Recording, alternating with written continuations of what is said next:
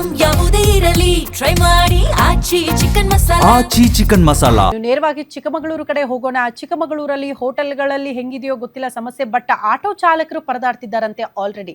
ಕಾರಣ ಈ ಆಟೋ ಚಾಲಕರು CNG ಗ್ಯಾಸ್ ತುಂಬಿಸ್ಕೊಳ್ಳೋದಕ್ಕೆ ಕ್ಯೂ ನಿಂತ್ಕೊಳ್ತಿದ್ದಾರೆ. ಕ್ಯೂ ನಿಂತರೂ ಕೂಡ ಸಿಗ್ತಾ ಇಲ್ಲ ಅನ್ನುವಂಥ ಪರಿಸ್ಥಿತಿ ಇದೆ. ಚಿಕ್ಕಮಗಳೂರಲ್ಲಿ ಆಟೋ ಗ್ಯಾಸ್ ಸಿಗದೆ ಚಾಲಕರ ಪರದಾಟ.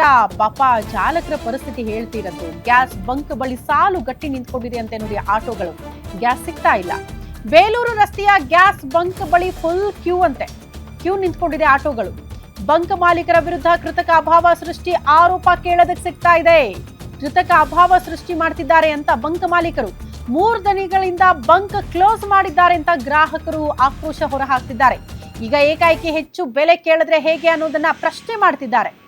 3 ದಿನದಿಂದ ಕ್ಲೋಸ್ ಅಂತೆ. ಓಪನ್ ಇರುವಾಗ ಗ್ಯಾಸ್ ಕೊಡಿ ಅಂತ ಕೇಳಿದ್ರು ಕೂಡ ಆಟೋ ಚಾಲಕರು ಇವ್ರ ಹತ್ರ ಹೆಂಗ್ ಕೇಳೋದು ಅಂದ್ರೆ ಡಬಲ್ ತ್ರಿಬಲ್ ದುಡ್ಡು. ಹಂಗಾಗಿ ಕೃತಕ ಅಭಾವ ಸೃಷ್ಟಿ. ಇದನ್ನೇ ನಾವು ಹೇಳ್ತಾ ಇರೋದು. ಎಷ್ಟ್ರ ಮಟ್ಟಿಗೆ ನಾವು ಆತಂಕ ಪಡ್ತೀವೋ, ಎಷ್ಟ್ರ ಮಟ್ಟಿಗೆ ಎಮರ್ಜೆನ್ಸಿ ಅಂತೀವೋ ಅದನ್ನ ದಂಧೆ ಮಾಡ್ಕೊಳ್ತಾರೆ ಕೆಲವರು ಅಂತ. ಇಲ್ಲಿ ನೋಡ್ರೆ ಗ್ಯಾಸ್ ರೇಟ್ ಜಾಸ್ತಿ. ಏನು 65 ರೂಪಾಯಿಗೆ ಗ್ಯಾಸ್ ನ 90 ರೂಪಾಯಿ ಹೇಳ್ತಾ ಇದಾರೆ. ಗ್ಯಾಸಿನ ಸಮಸ್ಯೆ ಆಗಿದೆ. ನಮ್ಮ ಆಟೋ ಡ್ರೈವರ್ಗಳಿಗೆಲ್ಲ ತುಂಬಾ ಕಷ್ಟ ಆಗಿದೆ ಸರ್. ಡೈಲಿ ಒಂದು 400 ರೂಪಾಯಿ ಗ್ಯಾಸ್ ಬೇಕು ಸರ್. 400 ರೂಪಾಯಿ ಖರ್ಚಾಗುತ್ತೆ ನಮಗೆ ಗ್ಯಾಸ್. ಈಗ ಅದೇ ಸರ್, 3 ದಿವಸದಿಂದ ಗ್ಯಾಸ್ ಇಲ್ಲ. ಇವತ್ತು ಬಂದಿದೆ. ಇವತ್ತು ಫುಲ್ ಟ್ಯಾಂಕ್ ಮಾಡಿಸ್ಕೋಬೇಕು. ಇದೊಂದು 3 ದಿವಸಕ್ಕೆ ಆಗುತ್ತೆ. ಆಮೇಲೆ ಮತ್ತೆ ಗ್ಯಾಸ್ ಇಲ್ಲ, ಎಲ್ಲೂ ಇಲ್ಲ ಸರ್. ಇದೊಂದೇ 3 ದಿವಸದಿಂದ ಗ್ಯಾಸೇ ಇರ್ಲಿಲ್ಲ. 3 ಬಂಕ್ ಇದೆ. 3 ಬಂಕಲ್ಲಿ ಯಾವ್ದು ಇರ್ಲಿಲ್ಲ. ಇವತ್ತು ಇದಕ್ಕೆ ಬಂದಿದೆ. ಅದು ಇಷ್ಟು ರೇಟ್ ಜಾಸ್ತಿ ಮಾಡಿದ್ದಾರೆ. ಇದು ತುಂಬಾ ಆಟೋದವ್ರಿಗೆ ಪ್ರಾಬ್ಲಮ್ ಆಗ್ತಾ ಇದೆ.